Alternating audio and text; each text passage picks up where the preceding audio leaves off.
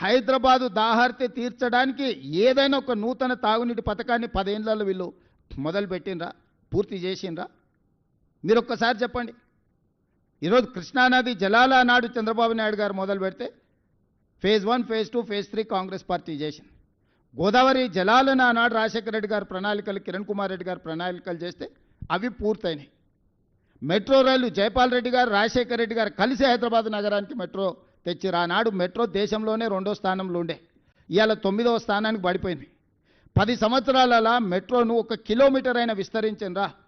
7 కిలోమీటర్లు ఓల్డ్ సిటీలో కట్టాల్సిన మెట్రోను ఎల్ఎన్టీకి అమ్ముడు పోయి ఎల్ఎన్టీ దగ్గర కమిషన్లు తీసుకొని వాళ్ళని బెదిరించి బ్లాక్మెయిల్ చేసి సచివాలయం ముందు, మన అసెంబ్లీ ముందు నుంచి టన్నెల్ పోవాలి, పైనుంచి పోతుందని బేగం బజార్ల వ్యాపారాలను దెబ్బతీస్తారని 3 సంవత్సరాలు ప్రాజెక్టును ఆపి 1000 కోట్లు ఎల్ఎన్టీతో వసూలు చేసుకొని ఈరోజు ఎల్ఎన్టీ మునగడానికి కారణము కేసీఆర్, కేటీఆర్ కాదా?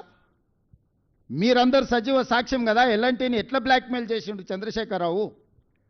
ఎందుకు మెట్రో నగర విస్తరణతో పాటు మెట్రో విస్తరణకు ఎందుకు ప్రణాళికలు చేయలేదు?